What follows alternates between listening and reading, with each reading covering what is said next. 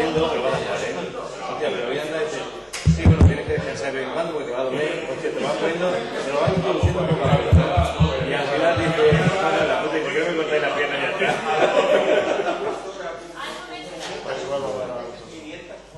Es que voy a tener que ir al final a el criterio de la historia de los cumplimientos.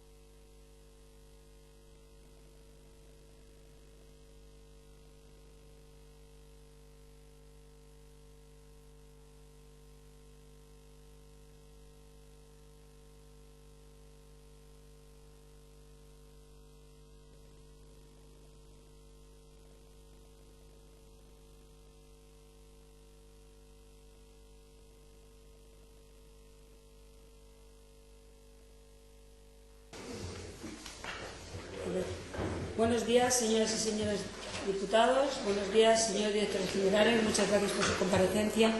Y vamos a proceder a la Comisión de Administración Pública del día hoy, 17 de noviembre. Para su lectura y aprobación se procede primeramente a la secretaria leerá el orden del día, si es tan amable. Muchas gracias, señora presidenta. El orden del día de esta sesión es, en el punto primero, la lectura y aprobación, si procede, del acta de la sesión anterior. Y en el punto segundo, preguntas con solicitud de respuesta ante en comisión. La pregunta número 26, sobre si están creando nuevos contratos de alta dirección en la empresa pública del Gobierno de Extremadura con cláusulas excesivas de indemnización por rescisión, formulada por don Víctor Manuel Casco Ruiz. A pregunta número 34, sobre el periodo de tiempo que conllevará la aplicación de medidas para el ahorro de 200 millones de euros en el gasto de adecuación y climatización de los servidores informáticos, formulada por don Alfredo Escribano Sánchez.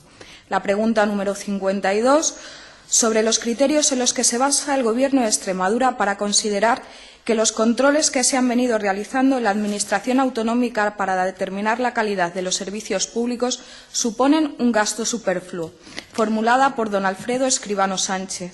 Y la pregunta número 53, sobre los mecanismos que se establecerán para garantizar la eficacia y la eficiencia en la prestación de los servicios de la Administración autonómica una vez suprimidos los actuales sistemas de control de calidad en su caso, formulada por don Alfredo Escribano Sánchez. Muchas gracias, señora presidenta. Gracias, señora secretaria. Y vamos a pasar entonces ya al orden del punto del día. El primer punto es la aprobación del acta de la sesión anterior, que no ha habido ninguna rectificación, por lo cual entiendo que se aprueba por asentimiento. ¿No es así? Bien, pues queda aprobada. Por lo tanto, pasamos a la segunda pregunta. ¿Vamos a esperar al señor consejero? No, bien. Pues vamos a pasar a la segunda pregunta del orden del día, que lo conforman 4 preguntas, como ellos saben, y comparece por la Junta de Extremadura para contestar la primera pregunta don Óscar García Leobó, gerente de GPEX. Y tiene la palabra el portavoz de Izquierda Unida, señor Víctor Cascos. Muchas gracias. Muchas gracias, señora presidenta. Bueno, hubo un compromiso del Gobierno actual de la Junta de Extremadura de reducir los altos cargos en la Administración y que esta política de austeridad también tenía que hacerse extensivo al sector público empresarial de la Junta de Extremadura. En ese sentido, nosotros hacemos esta pregunta. Nos interesa saber cómo se están produciendo la sustitución de los directivos de las empresas públicas de Extremadura, fundamentalmente en GPEX, si se mantiene el número o se está reduciendo y, sobre todo, un aspecto para nosotros fundamental, si se están creando nuevos contratos de alta dirección en las empresas públicas del Gobierno de Extremadura con cláusulas excesivas de indemnización por rescisión.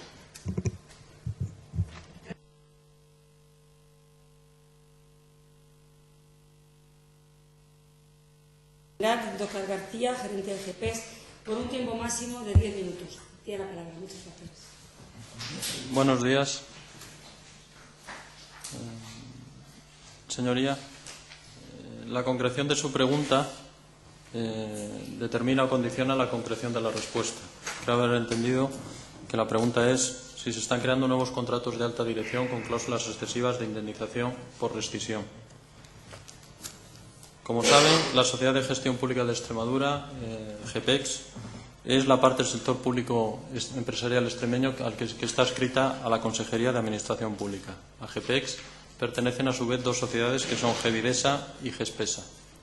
Dentro de las medidas destinadas a la racionalidad del gasto, a la racionalidad de la contratación, se incluyen lógicamente, como no podía ser de otra manera, las dirigidas o las actuaciones dirigidas a la contratación de la alta dirección, de la denominada alta dirección. Esas medidas están encaminadas, como les digo, a racionalizar el gasto y a poner racionalidad, repetiré, a las retribuciones que percibían o que deben percibir los altos directivos del grupo de empresas. Con respecto a la pregunta concreta de si se están creando nuevos contratos de alta dirección con cláusulas excesivas de indemnización por rescisión, le diré que no.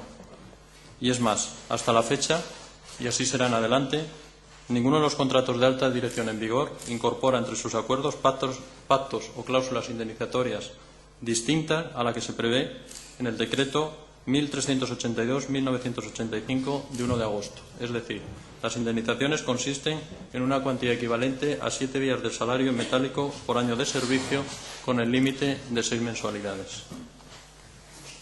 Es decir, en los contratos de alta dirección firmados se reproduce la previsión legal que, como le digo, establece en ese Real Decreto 1382-1985 de 1 de agosto que la cuantía de indemnización será el equivalente a 7 días de salario en metálico por año de servicio con el límite de 6 mensualidades.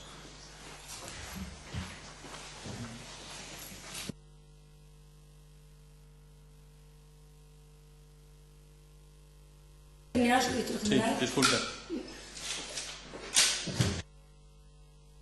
Muchas gracias, señor don Óscar García. Y para su contestación o su réplica tiene la palabra el señor portavoz de Izquierda Unida, Benito Casco. Muchas gracias. Muchas gracias, señora presidenta. En la empresa pública, y el GEPES, como una de las principales empresas de la Comunidad Autónoma de Extremadura, lamentablemente hemos tenido que ver que siempre ha habido dos varas de medir. Por ejemplo, nos encontramos con trabajadores que tienen contratos encadenados, con unas oscilaciones de salario donde se aplican dobles y triples tablas salariales para personas que están en el mismo puesto de trabajo, diferentes autónomos, el uso incluso de los falsos autónomos.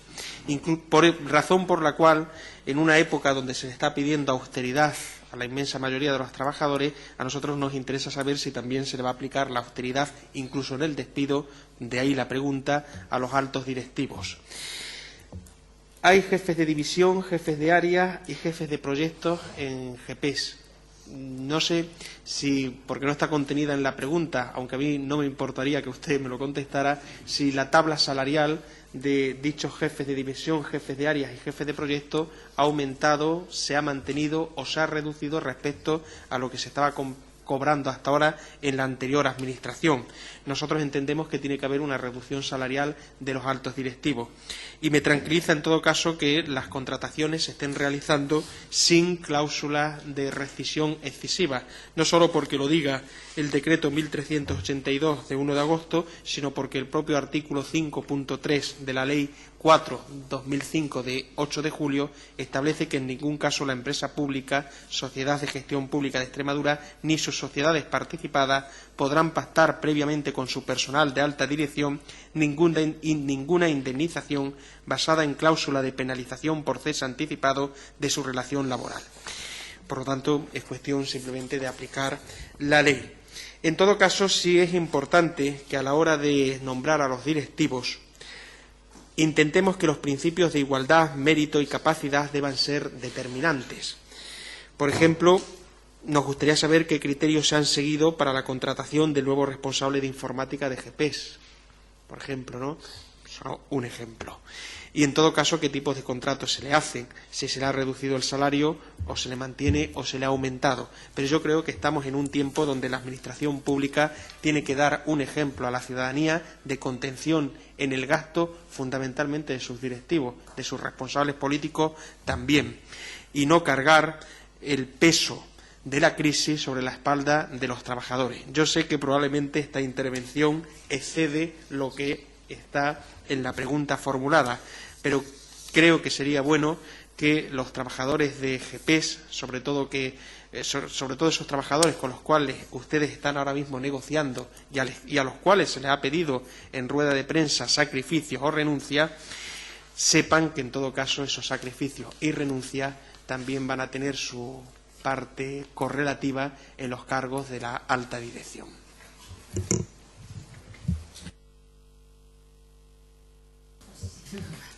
Gracias, señor portavoz. Y para su contestación, por un plazo de 5 minutos, tiene la palabra el señor director general, don Óscar García. Gracias. Señoría, escucho con mucha atención su reflexión y, lejos de no poder contestarle, pues estaré encantado de contestarle con respecto a lo que a usted me interesa. Con respecto a los criterios que se siguen, debo decirle que esos criterios se basan, en cuanto a la alta dirección se refiere, en lo que a la alta dirección se refiere, en las capacidades de esas personas. Todas las personas que hemos pasado, y aquí hablo de una experiencia personal, hemos pasado por el filtro de nuestra capacidad, nuestra experiencia, nuestra formación previa, que es lo que justifica a priori la tremenda responsabilidad que en algunos casos se nos encomienda. Con respecto a las retribuciones, le pondré un ejemplo, un mero ejemplo. Si establecemos una comparativa con las retribuciones que habría o que habría en la etapa previa a la de este Gobierno, le puedo decir que un responsable de una de las sociedades participadas, que sería el equivalente a un jefe de área actual, pues tenía una retribución que oscilaba entre los 59 y los 69.000 euros. Le puedo decir que un jefe de área, en concreto con la responsabilidad que usted ahora me preguntaba, percibe 42.000 euros. Es decir, 27.000 euros menos de retribución. Y si a ello se suma que no existe ningún tipo de cláusula indemnizatoria, pues entendemos que se está dando un cumplimiento muy razonable a ese deseo, a esa intención de racionalizar el gasto y de orden en todo el tema de las contrataciones públicas, en este caso del grupo GPEX. Le repito, las indemnizaciones, como me preguntaba, son las previstas exclusivamente en la ley y se ha producido una rebaja sustancial de los salarios con respecto a las situaciones previas o preexistentes. Los datos son los que yo le ofrecía. Quiero hacerle, puesto que usted me lo hacía, una reflexión personal. Una reflexión personal que yo tenía el otro día cuando recibía el encargo de comparecer ante esta comisión. Pues mi primera reacción fue entender que era una tarea más dentro de las encomiendas que tengo por razón de mi cargo. Anoche, cuando ordenaba la documentación que me permite traer la respuesta que hoy le estoy dando, me daba cuenta que se trata de algo más que una tarea. Y hoy experimento que es mucho más que una tarea. Me estoy refiriendo con esto a que estoy experimentando lo que el señor consejero nos dice con mucha frecuencia, que es que nos demos cuenta durante todos los días que estamos trabajando en gestionar algo más que una empresa. Estamos gestionando una empresa pública. Muchas gracias. Gracias, señor director general. Y ahora pasamos a la siguiente pregunta y para ello tiene la palabra el señor portavoz del Partido Socialista Regionalista, don Alfredo Escribano, por un tiempo de 3 minutos. Muchas gracias. Gracias, presidenta. Buenos días. Buenos días, señores y señores diputados, y buenos días, representantes de la Administración autonómica. La pregunta primera dice sobre el periodo de tiempo que conllevará la aplicación de medidas para el ahorro de los 200 millones de euros en el gasto de adecuación y climatización de los servicios informáticos. Esta pregunta, como recordarán sus señorías, fue formulada al consejero de Administración Pública en el primer pleno efectivo que hubo después de la toma de posesión y consideramos, la hemos vuelto a plantear, porque en aquel momento en absoluto respondió a la misma pregunta que hoy le volvemos a hacer al responsable de la Administración autonómica. Muchas gracias. Muchas gracias, señor portavoz. Y para su contestación tiene la palabra el señor director general de Administración Electrónica, don Teodomiro Cayetano, por un tiempo máximo de 10 minutos. Muchas gracias. Muchas gracias, señora presidenta. Bien, el consejero de Administración Pública, tanto en su comparecencia ante esta comisión como en diversas intervenciones ante los medios de comunicación, ha expresado el compromiso del Gobierno de Extremadura de abordar un proyecto de reordenación y optimización de los recursos tecnológicos y, en base a ese proyecto, hay una estimación de ahorro económico que se sitúa en una horquilla de entre 100 y 200 millones de euros. Básicamente, ese modelo de reordenación se va a basar en 2 líneas maestras de trabajo. La primera línea es la unificación de la autoridad de gestión de todo lo que tenga que ver con tecnologías de la información en un único cargo, en este caso en este director general, emulando un poco la figura de lo que en el ámbito empresarial es lo que se llama un CIO, un Chief Information Officer, una autoridad única estratégica que toma todas las decisiones referentes a materia de tecnología de la información. Lo que se busca con esto es la optimización de manera que haya un único punto de decisión, un único punto de interlocución y un único punto de contratación. El modelo tecnológico con el que se ha estado trabajando en la Junta de Extremadura era un modelo estanco, un modelo departamental, en el que cada consejería disponía de sus propios recursos de TI, de sus propios servicios de informática. Eso generaba, más que duplicidades, generaba multiplicidades. Esas multiplicidades generaban un gasto importante. No había ningún tipo de convergencia tecnológica debido a que el modelo era descoordinado y desorganizado. Básicamente, con el panorama en que nos encontramos actualmente el Gobierno de Extremadura es con una selva de sistemas, tecnologías y plataformas, porque cada consejería atendía sus propias necesidades. No había ningún tipo de planificación estratégica. Y hablando de tecnología y hablando de costes de TI, mantener una selva es tremendamente caro. Por otra parte, esa convergencia tecnológica hay que solventarla con una consolidación. A la hora de hacer inversiones, cada consejería atendía únicamente su propia necesidad. Aquellas que tenían unos recursos presupuestarios adecuados, pues podían disponer de unos recursos tecnológicos acordes a sus necesidades, pero había otras que no podían atender esa necesidad y no había ninguna autoridad con una visión estratégica por encima para determinar un balanceo de esas necesidades y decir que, bueno, pues las necesidades de una consejería podían atenderse con los recursos de otra consejería. De la misma manera, tampoco había una compartición de recursos. Una compartición de recursos humanos del conocimiento era estanco. Algunas consejerías contrataban servicios, recursos o proyectos externamente cuando esos mismos proyectos se habían desarrollado con éxito en otra consejería, pero no se aprovechaba ese conocimiento. No había ningún tipo de compartición de proyectos, ni de plataformas, ni de recursos. Básicamente, la responsabilidad de la Autoridad Única de Gestión de TI es definir una estrategia de optimización. La segunda línea básica en la que se asienta este proyecto de optimización de recursos tecnológicos es el cambio del modelo organizativo para pasar a un modelo basado en computación en la nube, en cloud computing. En la decisión en cuanto al paso de este modelo, pues el Gobierno de Extremadura no está inventando la rueda ni descubriendo el fuego. Ahora mismo esta es una estrategia que ya ha sido adoptada y probada exitosamente por multitud de organizaciones, tanto públicas como privadas, y no hay que documentarse mucho. La propia Unión Europea recomienda encarecidamente a las administraciones públicas de toda Europa el paso a este modelo y para ello hay documentos al respecto. Por ejemplo, hay un informe bastante interesante de la Unión Europea, de la Agencia Europea de Redes y Seguridad de la Información, ENISA, donde establece una hoja de ruta para que los responsables de TI tomen las decisiones oportunas para el paso a este modelo. En el propio informe se habla, no hay que leer mucho, en su página 15 habla de que la estimación del ahorro de costes de TI que puede conllevar el cambio de modelo, de paradigma, se estima en un 90% de los costes de TI, lo dice la Unión Europea. En cuanto al periodo de tiempo en el que el Gobierno de Extremadura tiene previsto abordar este proyecto, nos tomamos para ello esta legislatura. Aunque hay ya medidas que se han ido avanzando y se han ido tomando, las primeras medidas de calado se irán tomando a primeros del año 2012 y podemos ofrecer resultados del ahorro de costes definitivo que se ha logrado a primeros del año 2015. Muchas gracias, señora presidenta. Gracias, señor director general. Y para réplica tiene la palabra el señor diputado por un tiempo máximo de 5 minutos. Muchas gracias. Gracias, presidenta.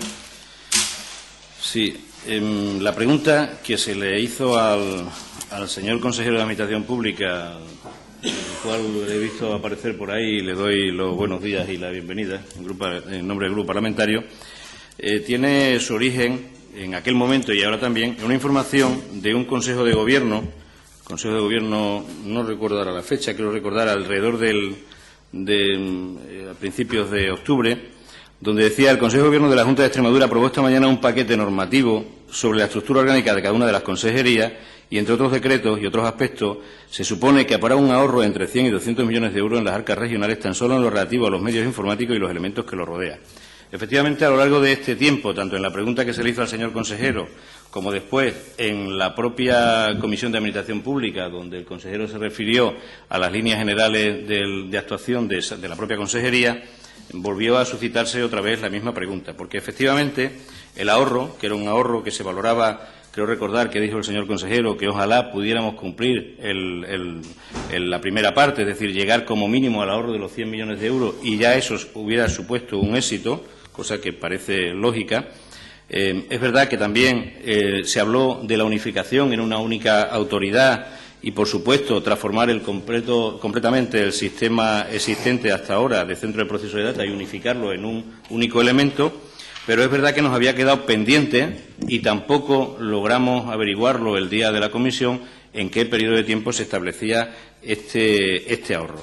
Ahora el señor director general nos ha aclarado que el tiempo de referencia es el de la legislatura. Es decir, el señor Cayetano nos dice que el tiempo estimado por parte de la Junta de Extremadura por parte de la Consejería de Administración Pública va a ser el relativo al periodo de esta legislatura.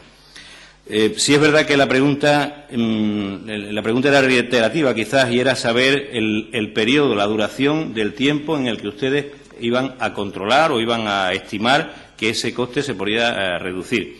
De todas maneras, nos sigue pareciendo, en ese sentido, es verdad que en parte ha contestado la pregunta, pero nos sigue pareciendo que la estimación es a muy largo plazo, porque, hombre, también en ese mismo momento se les llegó a preguntar y tampoco hemos sabido a ciencia cierta cómo han hecho el cálculo, pero es una cosa que nos interesaba. Por un lado, el periodo de tiempo estimatorio y, por otro lado, ese periodo de tiempo tendría que estar, además, marcado por unos presupuestos y, por lo tanto, sí es verdad que en lo sucesivo le volveremos quizás a preguntar, si antes no hemos obtenido respuesta, cómo han hecho el cálculo y si en este cálculo van a influir otras cuestiones. Es verdad que hay una parte que queda contestada porque ustedes dicen que no solamente se refieren a la climatización, sino que también se refieren a la unificación del proceso, a los elementos que conlleva, al ahorro de personal, que tampoco he entendido exactamente bien la cuantificación a qué se refiere con el ahorro del personal, porque si está mantenido por personal de la Administración de la Junta de Extremadura, el salario es el mismo y, por lo tanto, no influye en que haya más o menos personal en este caso.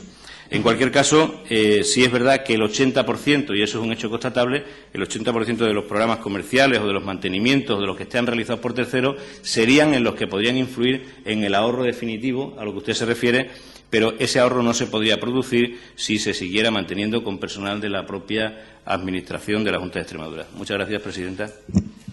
Gracias, señor diputado, señor escribano. Y para su contestación tiene la palabra el señor director general, señor Cayetano, por un tiempo máximo de 5 minutos. Muchas gracias. Muchas gracias, señora presidenta.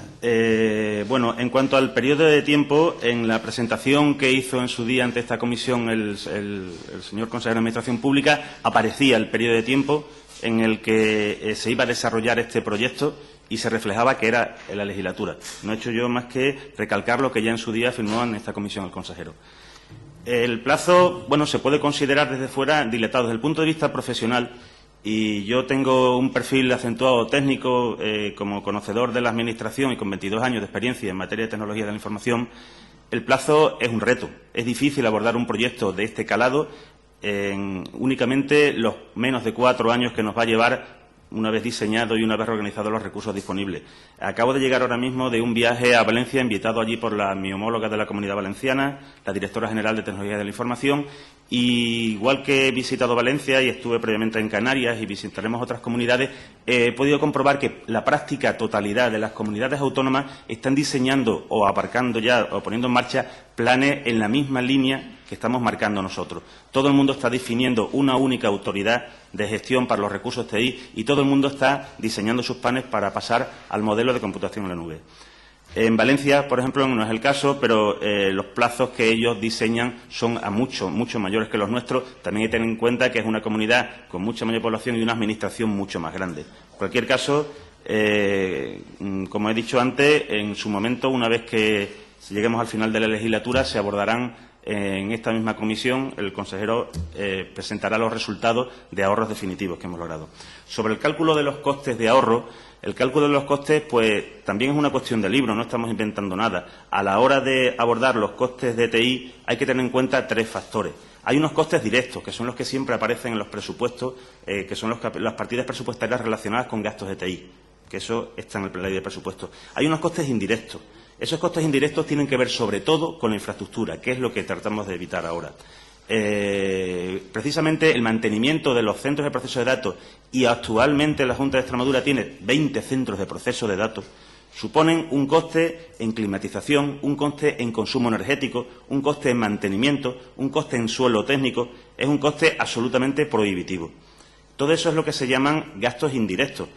Es difícil, puesto que la factura de energía es única, el determinar cuál es el consumo de energía de un centro de proceso de datos. Sí tenemos un dato que puede servir de referencia, y es que el edificio de la calle Adriano, anterior sede de la Consejería de Salud, lleva año y medio vacío, y lo único que hay allí es el centro de proceso de datos de la antigua consejería. Es un centro de proceso de datos pequeño, de tamaño medio pequeño.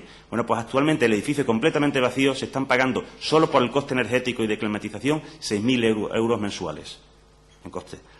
Si se paga eso en cuanto a ese centro de proceso de datos, el de Agricultura, por ejemplo, que yo lo conozco bien, pues es aproximadamente 6 veces mayor que él. Y el de Morerías, que es donde radica la mayoría de los sistemas de información actuales del Gobierno de Extremadura, es 10 veces mayor que él. No hay más que ir echando cuentas. Y ese es el segundo apartado en cuanto al cálculo de costes. El tercero, que también es de libro, es lo que se denomina el Lazy Shadow, o los gastos ocultos referentes a la tecnología de la información. Es cuando se desarrolla cualquier proyecto nuevo, cualquier procedimiento nuevo, cualquier cosa nueva, eso lleva a unos costes que corresponden al mantenimiento de un servicio, al desarrollo tecnológico, a un desarrollo de un proyecto, de una aplicación, de un software. Y esos costes no aparecen en ninguna parte habitualmente porque lo que se tiene es el montante total del proyecto. Pero son costes que habitualmente rondan el 25% del coste de proyecto. Ese es precisamente en los foros en los que nos encontramos todas las comunidades, donde mis homólogos de las diversas comunidades autónomas ponen el punto de atención, porque es muy difícil llegar a hacer una estimación exacta de cuáles son los gastos de TI de una administración autonómica. Por eso no podemos ofrecer datos finales, datos definitivos, hasta que el plan esté completamente ejecutado. Por último, en cuanto al ahorro en gastos de personal, seguramente a lo que se refiere usted es a que nosotros hemos planteado que a la hora de tener una única autoridad de gestión y a que todos los recursos, todos los ingenieros técnicos en informática que trabajan para el Gobierno de Extremadura dependan de la misma dirección general, se va a producir esa compartición de información y de conocimiento que va a llevar a que determinados proyectos que son necesarios se puedan abordar con recursos propios, con medios propios del Gobierno, y de esa manera no haya que externalizarlo y, por tanto, se produzca un ahorro en costes de servicio que hasta ahora se estaba dando al ser los proyectos enfocados de una manera únicamente departamental, como compartimentos estancos. Eso es todo, señora presidenta. Muchas gracias. Muchas gracias, señor director general.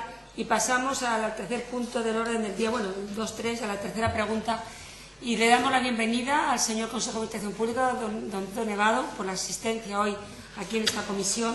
Y paso la palabra al señor diputado, señor Escribano, por el Partido Socialista Regionalista, que puede formular la pregunta por un tiempo de 3 minutos. Gracias. Muy bien, gracias, presidenta. Señor consejero, ya estuvimos hablando del tema de esta pregunta que le vamos a hacer ahora. Usted hablaba en su comparecencia de la mejor calidad en la prestación de servicio, la simplicidad y la transparencia. Eran 3 elementos que para usted eran fundamentales, para usted y para cualquier gestor de una administración pública, en el desarrollo y en la consecución de que esa administración pudiera funcionar, que fuera rentable, teniendo en cuenta a qué hablamos por rentabilidad, no una rentabilidad económica, pues que no es un negocio, es un servicio público. Pero había un detalle que sí quedó en aquel momento claro, que nos había preocupado desde mi grupo parlamentario, porque es cierto que usted aclaró en la comparecencia que había palabras que habían puesto los periodistas pero que no eran suyas en origen, pero nos sigue preocupando el tema de la calidad. Por eso le hacemos la pregunta sobre los criterios en los que se basa el Gobierno de la Junta de Extremadura para considerar que los controles que se han venido realizando en la Administración autonómica de aquí para atrás en la calidad de los servicios suponen un gasto superfluo, en qué se basan y efectivamente se puede cuantificar ese tipo de gasto superfluo. Muchas gracias. Gracias, señor Escribano. Y para su contestación tiene la palabra el Consejo de Administración Pública de Pedro Nevado, por un tiempo máximo de 10 minutos. Muchas gracias. Bien, muchas gracias, señora presidenta. Buenos días a todos los miembros de esta comisión. Bueno, espero, señor Escribano, que ya dejemos ahí terminado el tema de la calidad, porque, como también dijimos en la comisión anterior, cuando comparecí a petición propia, yo creo que usted y su grupo, con nuestro grupo y los grupos representantes del Grupo de Izquierda Unida, vamos a coincidir plenamente en lo que es la calidad en el ámbito de la Administración, porque la calidad en el ámbito de la Administración no es una cuestión que determinemos aquí, sino que es una cuestión que nos viene determinada. Es decir, es una cuestión de puro cumplimiento del principio de legalidad. Gracias. Y le digo, ¿de dónde puede venir quizás esta relativa confusión que ustedes tienen, que su grupo tiene y que usted me expresa respecto a gastos superfluos en materia de calidad?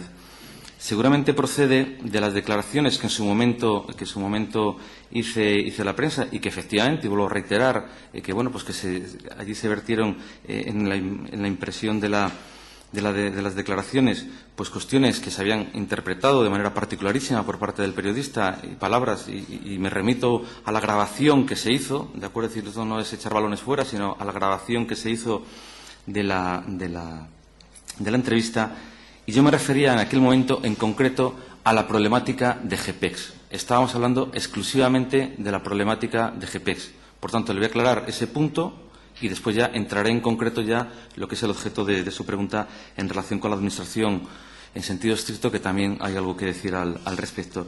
En relación a GPEX, le vuelvo a decir lo mismo. Yo no puedo, desde mi punto de vista, y eso es algo que pues lo hemos estudiado mucho a través de la Escuela de Democracia y Buen Gobierno, de la que formo parte, que una organización compleja, como pueda ser GPEX o cualquier otra, pueda recibir un premio a la calidad, a la excelencia, el 400 Plus, que además se recibió prácticamente entrado el nuevo Gobierno, y, sin embargo, tener los problemas de organización, funcionamiento y personal que a la vista están, y que yo realmente no voy a entrar aquí, y que yo creo que ha sido en buena medida parte, o una parte pequeñita, de una de las preguntas que también ha contestado el director gerente de GPEX, don Óscar García Rubó. Yo no puedo entender el dinero, y eso si quieren podríamos también hablarlo en esta comisión, que se ha gastado GPEX en calidad, en desarrollar programas de calidad y de certificación y normalización a través de las normas de la Asociación Internacional o de reglas de la Asociación Internacional de Normalización, y que realmente después nos encontremos con una realidad insoslayable en la que efectivamente los trabajadores, que es la parte quizás pues más sufridora, más débil de la organización, estén como estén. Y eso es una cuestión que, bueno, pues es una realidad que está ahí, con la que se ha encontrado este Gobierno, y que efectivamente, pues bueno, a eso me refería. Es decir, para mí la calidad de una organización, en este caso de una organización privada, pues habrá que determinarla por la calidad de su empleo, por la calidad de los contratos, por el respeto a los derechos de los trabajadores, etcétera, etcétera, etcétera, y sobre todo por la solvencia y el futuro y la fortaleza empresarial que tiene que tener la empresa. Si una empresa que no reúne esas características recibe un premio a la calidad, pues a mí particularmente, esto es una opinión que a lo mejor habrá quien no la comparta, pues me parece que existe una contradicción, cuando menos, entre lo que es y lo que se dice ser. Y, por tanto, para mí hubiera sido quizás más positivo. Yo en aquel momento no tenía competencia, potestad, no tenía legitimidad para decir nada, ni para poder hacer nada, que quizás buena parte del dinero que se destinó a implementar esos procesos de normalización y certificación de la calidad en esa organización concreta, ¿verdad?, se hubieran destinado pues a otros ámbitos, como por ejemplo el fortalecimiento de los derechos laborales de los trabajadores, ¿de acuerdo? Es decir, contratar, y le pongo un ejemplo muy concreto, porque además eso es una cuestión de una realidad que, bueno, pues que vamos a resolverla y que se resolverá, si Dios quiere, en el futuro. Encadenar contratos por obra o servicio, pues es una mala práctica. Si realmente se necesita un trabajador, pues habrá que contratarlo de manera indefinida. Pero no me quiero desviar, porque tampoco quiero que piensen ustedes que estoy tirando balones fuera. Eso es. Por tanto, cuando yo me refería a gastos superfluos, era eso. ¿De acuerdo? En relación en concreto a la administración pública, que es, yo creo que lo que quizás a usted más le interese esa pregunta. Pues mire usted, hasta ahora los programas que ha elaborado y que ha desarrollado la Administración Pública extremeña, y me refiero al programa de 2004-2007 y después a la continuación que tuvo en otro programa adicional en el año 2008, que me parecen encomiables. ¿De acuerdo? Es decir, yo los firmaría ahora mismo, estos programas. Los objetivos de estos programas yo los firmaría, pero con una precisión importante. Yo no necesito para determinar, o creo no necesitar, para determinar la calidad de nuestra Administración, que me la certifique ni Bureau Veritas, ni Joyce, ni Cámara de Comercio de Madrid, ni nadie. ¿Por qué? Porque los protocolos y procedimientos de certificación de estas entidades, aplicados al ámbito de la Administración Pública, yo entiendo que no sirven, que no funcionan, porque estas normas de certificación a las cuales hacen referencia los planes, que vuelvo a decir que sus objetivos y su filosofía la comparto, como la podemos compartir todos. ¿Quién no va a querer la calidad en la Administración? ¿Quién no va a querer tener una Administración más eficaz, más eficiente, más cercana al ciudadano, etcétera, etcétera, etcétera? Todo el mundo. pero lo que sí entiendo es que ninguna entidad privada bajo precio me puede certificar si soy de mayor o menor calidad. Por tanto, no lo calificaría en este caso, no como en el caso de GPS, de gasto superfluo, pero sí, desde mi perspectiva política y desde la autoridad que me confiere ahora el puesto, la titularidad en la consejería en la que me hallo, sí puedo considerarlo un gasto cuestionable desde mi punto de vista y, por supuesto, un gasto que yo no voy a asumir. ¿Por qué? Porque yo entiendo, y lo decía al inicio de mi intervención, que la calidad en el ámbito de la administración pública, el primer parámetro es el respeto al principio de calidad. Esto es, en la administración no hay ni mayor ni menor calidad que el respeto al principio de calidad, al principio de legalidad.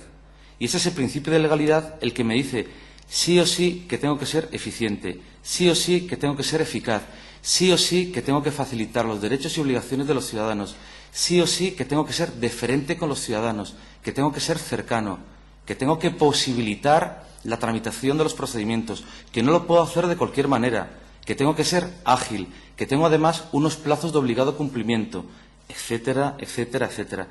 Y ese es el primer criterio, yo creo que elemental. Todo ello unido a una organización idónea que dé rendimiento y en el que sea una base sólida para desarrollar los postulados que yo les estoy planteando y que yo creo que en el ámbito concreto que también se ha analizado en esta comisión, que yo creo que acertadamente ha expuesto el director general de Administración Electrónica, pues han visto reflejados en lo que es un modelo de administración electrónica. Por tanto, serían dos vertientes de respuesta hacia su pregunta.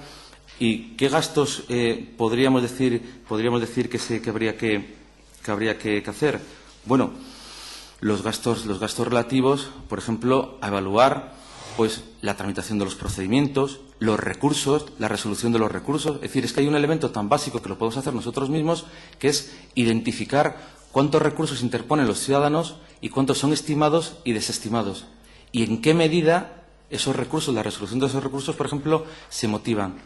O, por ejemplo, también otro elemento básico que no cuesta nada a la Administración es saber los informes que elaboran los órganos de control externo respecto a la actividad pública en el ámbito de la Comunidad Autónoma de Extremadura. Por ejemplo, en el ámbito de la contratación administrativa o en el ámbito de la selección de personal o el otorgamiento de subvenciones. Es decir, todos estos criterios, desde mi punto de vista, tienen la fuerza necesaria para no tener que recurrir a contratar agencias o entidades de verificación externa que son, en definitiva, los que implementan o los que tratan de implementar normas que luego, que yo creo que también le decíamos en la comisión anterior, son potestativas, son voluntarias. El cumplir con las normas de la serie ISO, como por ejemplo se dice en el programa de 2008 DOE de 10 de marzo de 2008, son potestativas. Sin embargo, nuestras normas de Gobierno y Administración, o mejor dicho, partiendo desde el Estatuto de Autonomía y después todas las normas de desarrollo infraestatutario, esas sí que son de obligado cumplimiento. Por tanto, espero que le quede al menos aclarada un poco la posición de la Administración de esta Administración y bueno, y quedo lo que usted me quiera indicar ahora. Muchas gracias, señora presidenta. Gracias, señor consejero. Don Pedro Nevado. Para la réplica tiene la palabra el señor portavoz, el señor diputado del Partido Socialista Regionalista, señor Escribano. Muchas gracias. Muchas gracias, señora presidenta. Comprenderá usted, señor consejero, que aunque a mí me haya quedado claro en ocasiones la intervención que usted tuvo en la comisión en la presentación de su programa de gobierno de la consejería, pero sí es verdad que mi obligación como diputado de este grupo parlamentario, al igual que cualquier diputado de cualquier grupo parlamentario, es intentar que la cosa se aclare lo máximo posible, no solo por nosotros, por lo que estamos aquí, sino porque, en definitiva, estamos representando a la ciudadanía, que también nos ve, nos lee en prensa, nos mira en la televisión y que le queden claras las cuestiones. Efectivamente, usted ha contestado a mi pregunta en base a su criterio. Mi pregunta era exclusivamente determinar el gasto superfluo en base a qué se determinaba que un gasto podía ser o no podía ser superfluo en cuanto al tema de la calidad. También ha quedado claro, es verdad, que lo que usted dijo en prensa, según sus propias palabras, fue de alguna manera retorcido, porque efectivamente no se refería usted a lo que parece ser que puso el periodista, donde aclaraba usted que la calidad, es decir, la leche está buena porque está buena. Permítame que se lo traduzca a palabras tan coloquiales. La leche está buena porque está buena, claro, pero ¿cómo se sabe que la leche está buena? Porque cada uno tiene un paladar diferente. Entonces habrá que utilizar un elemento corrector, o habrá que establecer un protocolo para determinar que la leche está buena con respecto a sus propiedades químicas, su textura, su no sé cuánto, porque puede ser que el paladar del que pruebe la leche en aquel momento pues no sea el paladar más adecuado y efectivamente para él la leche está bien, pero la leche en realidad no está bien para el resto de la gente.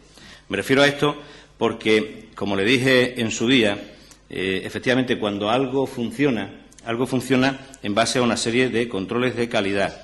Y para funcionar en base a unos controles de calidad, esos controles de calidad se tienen que adecuar a los objetivos. Es decir, se marcan unos objetivos y si los resultados obtenidos están de acorde a esos objetivos, se puede entender que el procedimiento ha actuado con diferente margen de calidad o no. Pero que además puede garantizar esta calidad el uso eficiente de los recursos, que hace que la organización interna sea mucho más perfecta, evidentemente, y cualquier texto de cualquier autor que se refiere al asunto que nos trae hoy aquí en la pregunta, pues también se fomenta una cuestión que es elemental en estos procesos, que era el trabajo en equipo. De todo eso hablamos usted y yo en la comparecencia de la comisión, cuando usted vino, y todo eso quedó suficientemente claro. Lo que le vuelvo a preguntar, ya ha quedado claro lo de los gastos superfluos, es casi una de las partes de la siguiente pregunta, pero que bueno, que podemos hablar de alguna parte.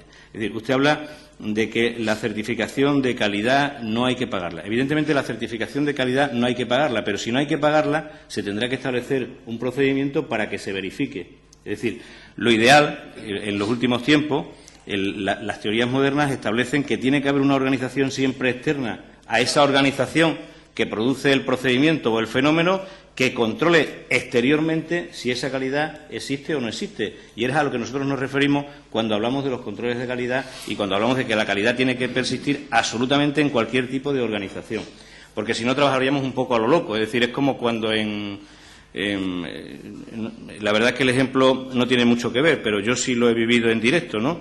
Es cuando en la mili, en artillería, pegaban un petardazo a ver si dabas o no dabas al objetivo. Y si no dabas al objetivo, o subías o bajabas, que ya al final le daría, claro, al cabo de los 5 o 6 balinazos le daba.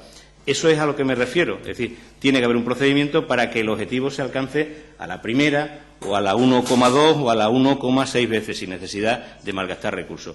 Por eso, si la certificación de calidad en el control de esa calidad y de los parámetros que se manejan en esa calidad no viene obtenida por un elemento externo a la propia organización, que lógicamente si es una empresa que se dedica a eso, pues hay que pagarla, pues entonces habrá que verificarla desde el interior. Y para verificarla desde el interior, pues habrá que crear un catálogo o un departamento de cuestiones que sean posibles el que esa calidad tenga. Yo me acuerdo siempre de lo de la productividad de los empleados públicos en cualquiera de las administraciones. ¿Cómo se mide la productividad? No se mide porque uno llegue a la hora y se vaya a la hora. Se mide porque en el plazo de ese horario cumpla con su objetivo. Pero además de cumplir con su objetivo, como usted ha dicho, tiene que ser eficiente, tiene que ser eficaz, tiene que intentar ser amable, estar al servicio de los ciudadanos. Y yo no hablo ya solo de las personas que trabajan en la Administración, hablo de la propia Administración. La cara de la Administración tiene que ser amable, una cara amable, una cara ágil, que efectivamente cumpla los plazos, pero por supuesto que esté al servicio de la ciudadanía. Y eso hay que intentar medirlo. Porque si no se mide, es como si se estuvieran echando garbanzos en una olla sin saber cuántos vamos a terminar comiendo al final ese día en casa. Sería una bobería y sería tirar recursos. Y efectivamente me parece que además en el campo de los procedimientos y en el campo de los recursos sí suficientemente se pueden evaluar y se pueden controlar. Y eso es a lo que nos venimos refiriendo el Grupo Parlamentario Socialista Regionalista, porque es verdad, y usted lo sabe, y yo se lo he dicho personalmente, que una de las cuestiones que más terror, entre comillas, y dramatizando un poco la cuestión, nos entró es cuando usted hizo aquellas declaraciones de que la calidad no era necesaria y de que la Administración de la Junta de Extremadura no se iba a gastar un duro en calidad. Yo creo que con el tiempo iremos aclarando las cosas y además para eso estamos aquí, para irlas aclarando. Muchas gracias. Muchas gracias, señor diputado. Y para terminar esta pregunta tiene por un tiempo máximo de 5 minutos la palabra el señor consejero Pedro Nevado. Nada más. Muchas gracias. Muchas gracias, señora presidenta. Bueno, yo espero que que no tengamos que utilizar mucho tiempo para aclarar. Yo creo, la verdad que yo pienso que desde mi punto de vista está aclarado. Mire, utilizando su ejemplo artillero, que me ha resultado, en fin, muy acertado, le diría que los parámetros de control o de control de la calidad del derecho administrativo es el fuego artillero. Y la utilización de la SISO, o la utilización de ese tipo de protocolos procedentes del sector privado, es el fuego de mortero que lo único que hace es batear, pero no acierta. ¿De acuerdo? El fuego de mortero batea, ¿verdad?, una zona, pero no acierta. Y nosotros con derecho administrativo, claro, ¿quién se lo está diciendo, verdad? Yo creo que sí que se acierta y si es preciso. Yo sí que le quisiera aclarar y que diera constancia. Es que yo creo que incluso de esas declaraciones yo no decía que no nos fuéramos a gastar nada en calidad, ni se puede deducir de que nosotros no creamos en calidad. Y yo creo que precisamente, como usted ha dicho de manera muy responsable, hay que dar tranquilidad a los ciudadanos y no aterrorizar a los ciudadanos, porque nadie ha dicho que no. ¿Cómo no vamos a querer la calidad? Eso nos situaría al margen de la legalidad. Lo que sí tenemos que decir es que hay que dar fuego artillero, en el sentido que hay que acertar y hay que cumplir con esa legalidad. Y usted plantea el tema de los protocolos. La cuestión es que hay una confusión importante, y no quisiera extenderme porque tampoco tengo tiempo, de lo que es la calidad en el sector privado y de lo que es la calidad en el sector público. La calidad en el sector privado es muy fácil de medir. ¿Por qué se mide? Porque se puede medir económicamente. Yo me planteo un objetivo económico y lo mido perfectamente. Lo mido. Más ventas, más servicios que comercializo, más ahorro, ¿de acuerdo? Son criterios objetivos que cuantifican la calidad. Y es fácil, es relativamente fácil. Pero ¿cómo mide usted la calidad en el sector público? Claro, porque aquí está muy bien hablar del objetivo, hablar del resultado, pero lo importante es ver el procedimiento. Porque claro, otro error que también se ha cometido en la administración pública española es identificar la calidad del sector privado con la calidad en el sector público y pensar, por ejemplo, que la eficacia y la eficiencia en el sector público es la calidad y la eficiencia en el sector privado. Porque claro, ¿cómo medirá usted la eficacia y la eficiencia del helicóptero que está a disposición del 112 para el traslado de enfermos o de heridos? A lo mejor no se utiliza más que una vez, a Dios gracias, una vez al año. En el sector privado seguramente ese helicóptero no estaría ahí. Sin embargo, en el sector público es eficaz y eficiente disponer de un helicóptero para que todas las personas tengan las mismas posibilidades de ser salvadas, de ser atendidas, con independencia de la ubicación geográfica en la que se encuentren. Por tanto, es complicado. ¿Qué protocolos vamos a utilizar o qué protocolos se deberían utilizar? Pues yo se lo vuelvo a repetir. Los propios de la organización administrativa. Porque la organización administrativa, a diferencia de la organización privada, tiene esa obligación de controlar, de verificar la calidad del cumplimiento de los objetivos que no están puestos en un plan, que pueden estar puestos en un plan, pero que están elevados a nivel normativo, están formalizados a nivel normativo. Y todos nosotros, los que estamos en los órganos administrativos competentes para desarrollar la calidad de la administración, tenemos obligación de verificar, bien porque expresamente somos o son órganos específicos de control, o bien porque en el normal y óptimo ejercicio de nuestras funciones tenemos que controlarlo.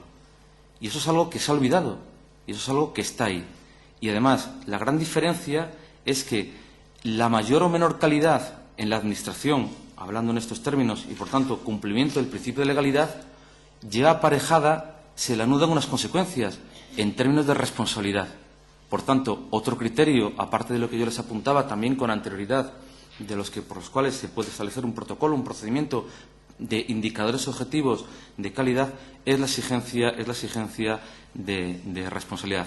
Lo que sucede, no me voy a extender más por no agotar todo el tiempo, porque lo vamos a ver seguramente en la siguiente pregunta que usted me va a hacer. Muchas gracias, señora presidenta. Gracias, señor consejero. Y ahora pasamos a la siguiente pregunta, la cuarta pregunta. Tiene para su formulación 3 minutos el señor diputado, señor Escribano. Muchas gracias.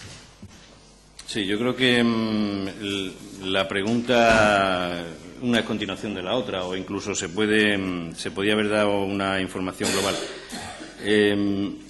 Dando por hecho que los mecanismos de control de la calidad, como usted ha dicho, pueden cambiar y no hay que planteárselo desde la perspectiva externa, sino dentro de los departamentos correspondientes, En base a eso le hago la pregunta sobre los mecanismos que se establecerán para garantizar la eficiencia y la eficacia, porque evidentemente dos de las cuestiones fundamentales de los controles de calidad es comprobar, valorar y evaluar que hay eficacia y que hay eficiencia en la prestación del servicio y, por lo tanto, esta eficacia y esta prestación del servicio, ¿cómo se harían si se suprimen los actuales controles de calidad? Prácticamente es una continuación, una pregunta de la otra, con lo cual la comisión va a salir bastante apañadita. Muchas gracias. Muchas gracias, señor diputado, para su contestación.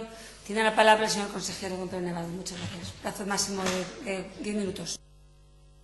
Gracias, señora presidenta. No los voy a agotar porque, efectivamente, como dice el señor Escribano, tampoco vamos a estar redundando y pivotando sobre lo mismo.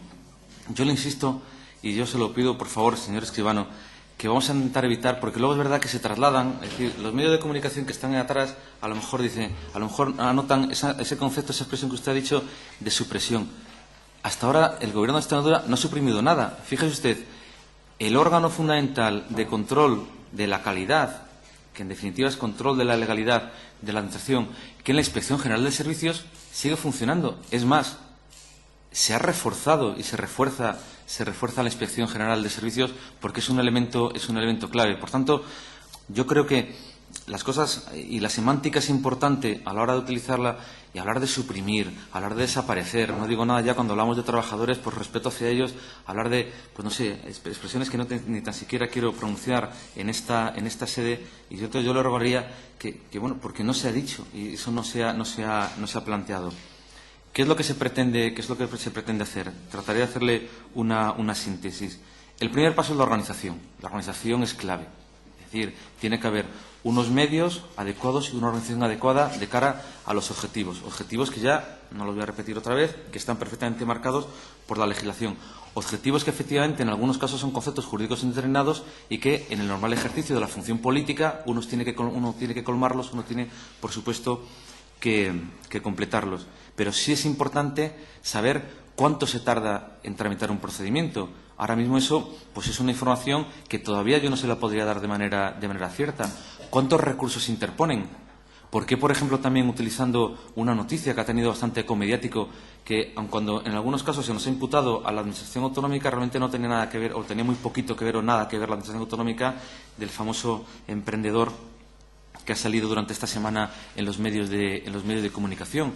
Pues habrá que analizar por qué esta persona, en vez de utilizar los canales ordinarios de reclamación y de reivindicación de su pretensión frente al órgano actuante, ha tenido que utilizar los medios de comunicación para dar a conocer su situación. Por tanto, esos son elementos que protocolizan, sin duda alguna, una medición, una evaluación de la calidad. Y en este conjunto general que yo le traslado a usted, como representante de su grupo, me refiero en concreto a lo que yo indicaba antes, Inspección General de Servicios. Es un elemento fundamental, la Inspección General de Servicio, que además antes también estaba vinculado, si mal no recuerdo, a la antigua dirección sobre calidad. Que el haber modificado esa dirección general no significa, ¿verdad?, que haya desaparecido esa preocupación, porque no puede desaparecer.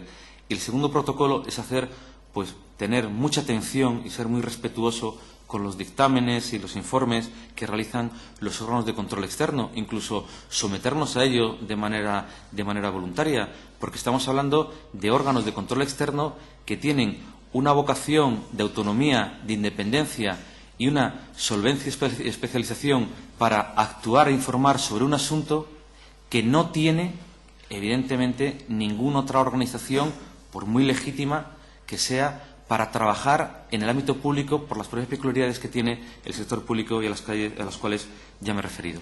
Muchas gracias, señora presidenta. Gracias, señor consejero. Y para su dúplica tiene la palabra el señor Escribano por el Partido Socialista Regionalista. Obrero Español. Muchas gracias, señora presidenta. Partido Socialista Obrero Español. Señor consejero, yo le aseguro que por mi parte y en representación de mi grupo parlamentario, nuestro objetivo no es otro que aclarar las cuestiones, en absoluto confundir. Es verdad que cuando en la pregunta se habla de suprimir sin sacarlo de contexto y en una actitud también aclaratoria. La pregunta dice: una vez suprimidos los actuales sistemas de control. Es decir, no damos por hecho que se van a suprimir, damos por hecho que si hay otro procedimiento diferente, ese procedimiento diferente, pues evidentemente tendrá a lo mejor que cambiar o eliminar lo anterior porque es mejor lo consiguiente o lo nuevo. Pero en absoluto con ningún ánimo de confundir, se lo aseguro, exclusivamente con el ánimo de aclarar. Y también le digo que a veces el lenguaje parlamentario es diferente del lenguaje coloquial. Es verdad que se utilizan en ocasiones muchas cuestiones que son de cualquier conversación coloquial, pero en otras cuestiones el lenguaje parlamentario tiene quizá algo de grandilocuente, no porque sea más importante, sino porque en ocasiones hay que subrayar y poner en negrita algunas cosas porque queremos trasladarlas de otra manera. Con lo que usted nos ha aclarado, lo que nos queda de aquí en adelante como posición crítica, constructiva, eficaz y leal con Extremadura y con los extremeños y extremeñas, pues es ir paso a paso comprobando, ayudando desde nuestra perspectiva, por supuesto, o intentando dar propuestas que corrijan si estas cuestiones que usted ha planteado van a cumplirse o no van a cumplirse. En cualquier caso, yo le reitero, como hice en la otra ocasión en la que tuvimos oportunidad de debatir, el tono que le da a su intervención, porque de alguna manera en una comisión como esta ese tono también va a servir para que haya más entendimiento, para que haya menos agresividad y para que las cosas intenten funcionar. No tenga ninguna duda de que nosotros, desde nuestra perspectiva, la perspectiva de la oposición, lo que intentamos es ayudar al Gobierno de la Junta de Extremadura, porque en definitiva nos han puesto los ciudadanos para eso. A veces a ustedes les gustará más o les gustará menos lo que digamos, pero le aclaro, nunca mejor dicho, que nuestro objetivo es aclarar y en absoluto es confundir. Muchas gracias, presidenta. Gracias, señor diputado. Tiene la palabra para su contestación el señor consejero, señor Nivaldo. Muchísimas gracias, señora presidenta. De igual forma que finalicé mi comparecencia en la comisión anterior, pues yo también, por supuesto, que agradezco al Grupo Parlamentario Socialista esa disposición, esa actitud y, por supuesto, también al grupo que sostiene este Gobierno y, por supuesto, también al miembro de Izquierda Unida de esta comisión, indicándoles que en este tipo de cuestiones es que yo creo que, con independencia de que efectivamente podemos no coincidir en orientaciones o en planteamiento, yo creo que hay un denominador común que nos une, que es la satisfacción de las necesidades y expectativas de los ciudadanos precisamente en estos momentos de crisis. Y, por supuesto, que a través de esta comisión o a través de las sesiones plenarias de esta Asamblea, pues estamos, por supuesto, para hacer las aclaraciones, informes, porque precisamente ese también es un planteamiento que desde el inicio se ha adoptado en temas, por supuesto, de transparencia, como no podría ser de otra manera. Muchísimas gracias. Gracias, señor consejero. Y permítame que esta presidencia le dé doble las gracias por su comparecencia hoy en la comisión, a pesar de sus muchas obligaciones, ya que en otras legislaturas, en otras épocas, los señores consejeros solamente asistían prácticamente a la primera comparecencia en esta Asamblea Legislativa, en estas comisiones, y solamente el que usted ha hecho un esfuerzo y ha venido personalmente a contestar las preguntas es en aras a uno de los pilares básicos del Gobierno que sustenta hoy el Partido Popular, que es en aras a la transparencia. Nada más y muchas gracias. Se acaba ya la comisión. Muchas gracias.